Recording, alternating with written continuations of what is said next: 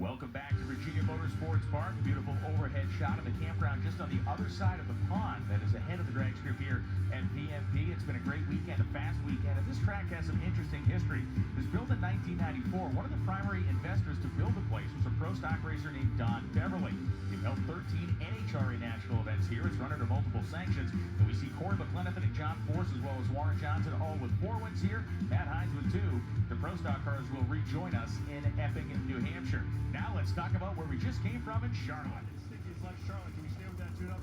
You say, man, we're going back to Old Faithful. We'll pull out something out of our logbook and hope we have to go with something we know. And now is the time to do it. And that's what you have to do ultimately. When we call on the experience of crew chiefs, as we look at Del Worsham and Nicky Bonifani, ultimately there are times when you have to make those gut check decisions. Well, if the conditions were cooler, if they were the same as you were in qualifying, I would give a much bigger advantage to Alexis, especially considering she lost a very close race at the 4-wide just a couple of weeks ago. So they've been running good, but you know, we mentioned that the qualifying position is a little misleading for Bob Taskett. Just had some issues, but not a good On this round, we have pro stock motorcycles yet to come in Virginia Motorsports Park. From the drone, showing a pedal race. We'll be right back. From the warp the clutch, you slip and slide the clutch, and how do you do that? You take some of the counterweight off, and that allows the car to rev up a little higher and just kind of saw through it. And Starting line. When the engine RPM goes too high because you have no clutch load on it, it seems like the clutch load is exactly the same because it's driven by engine speed, so that's why he has full timing out as well. And we will continue to have a wild and fast day here at Virginia Motorsports Park as the motorcycles are under the timing tower. Peterson is beginning to pay off. He is a very skilled rider, and he has a faster and faster motorcycle. The pit area is chock full of Virginia drag racing fans, and we have plenty more action to come as we've only completed 1 of 4 rounds. Tony, give me the pro racer kind of interpretation of that. well, we talk about a double step, and what happens is the driver's trying to anticipate the light. They want to be as quick as they can. That could make the difference between winning and losing. And what happens occasionally is the driver's foot will start to go down. Monuments around this area, all kinds of great American history has happened in this state and in this generalized vicinity as we see Bob Taskett III and Blake Alexander. Alexander is part of the first pair out of first round of Funny Cars. Now he's half of the first pair out second round. The 2 Mustangs make their way back as we look at our Lucas Oil competition ladder. 10 or so degrees, but the thing is, it's grip. That's what these guys are looking at. The crew chiefs are telling me the grip is down 200 points, which is almost 10%, which is substantial when you're trying to get 11,000 horsepower to the ground. So that explains the tire smoke we're seeing. Yeah, and to that point, Bruno, there again, the problem is they know that it's the grip is not there, it's not available, but they just have such a difficult time getting the clutch right. And again, Car which likely is incapable of doing that. yes, and the other dynamic here is you have 2 masters of staging the car. It's a psychological game. The benefit is it shortens the track. You know, sometimes it's intended to, you know, to distract the other driver. One of the things we're looking at, Ryan, is you notice that overhead shot. John Force is placed way to the inside of the track. They feel that's where the Would be the tool he uses to do it. Warmest part of the day. Warmest racetrack we've seen. They're on. Welcome back to VMP. It's the Patheads eyewear drone camera over the pit area of John Force Racing and the pit area of Josh Hart on the left side. Hart, we discovered the oil pan safety switch went off in the engine, effectively disconnecting his throttle pedal and leaving him dead in the water during earlier eliminations in Top Fuel. Let's look at our semi. And it's Brock smoking the tires, and it's Steve Torrence heading to a final round. Torrence streaks to a 3:803 at 325 miles an hour, leaves with an 0.77 reaction time, and Brock lost traction down the racetrack. One of those cars was idling very high, and I believe it was Mike Salinas. Steve Torrence goes 377.0 at 332.26 miles an hour, and Mike Salinas didn't have to pedal it this time. Well, Brian, you've got a good ear because what we can hear, you can hear one of the... Bob Taskett completing his burnout next to Robert Height. The Motorcraft Ford Quick Lane Mustang of Taskett, of course, the Camaro. With auto glove colors for Height as we get the Patheads drone shot as they back up to the starting line. I don't foresee the outcome of the first pair happening with this pair. No, I think... In a way, Tony, it is foolhardy to bet against or think anything other than that yellow and blue car in the final round after what we've watched over the course of this day.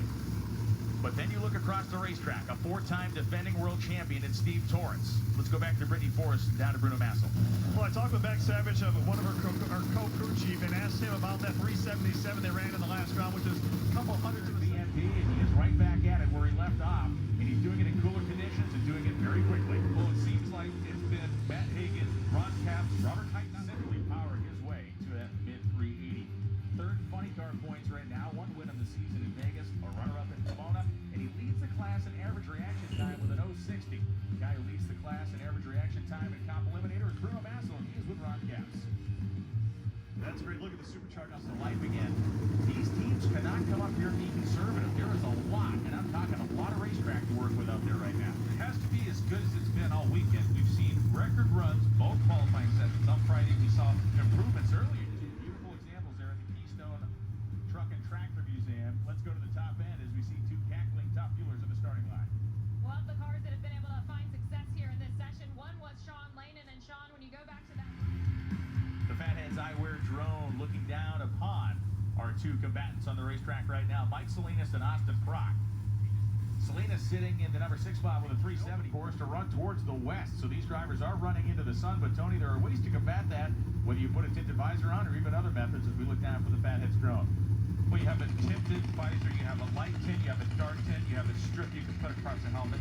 Like I said earlier, the driver... Welcome back to Virginia Motorsports Park. It is the Fatheads Eyewear drone looking down on the staging lanes. Chad Green is on the starting line literally right now.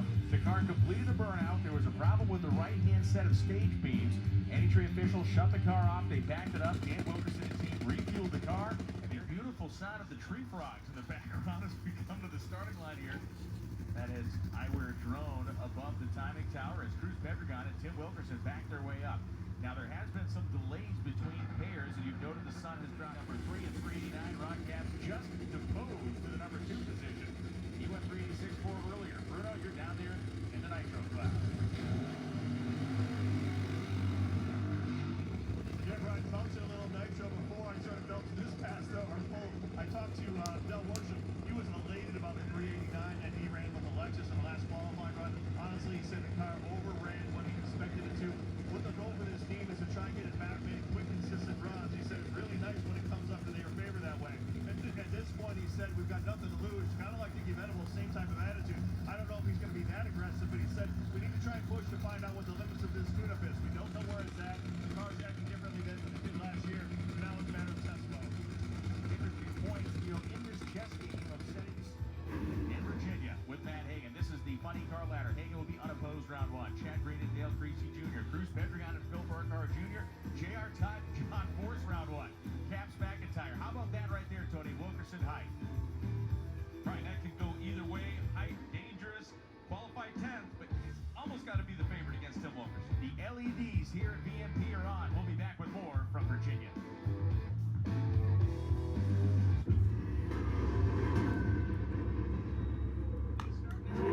And they start now with Top Fuel Eliminator as we get a look down on the racetrack. Our first pair of Top Fuel cars, Tony Schumacher and Justin Ashley, have been fired up on a beautiful Sunday here in Richmond. Load of fans that are rolling into Virginia Motorsports Park on what has turned into an absolutely beautiful Sunday. These fans have suffered through a couple days of tough weather, but they will be rewarded today at these 2022. And as we see the crew chief air temperature 77 degrees, track temperature 108, the density altitude hovering right there at 2,000 feet, so there is plenty of horsepower making air there.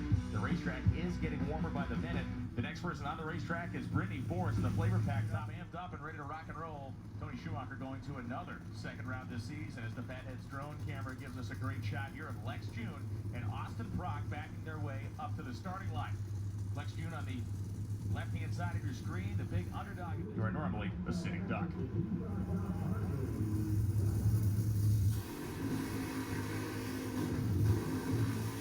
The eye in the sky, Tony. What a great drone shot there of Doug Collette of the Mac Tools CMR Roofing and Construction Toyota Top Fuel.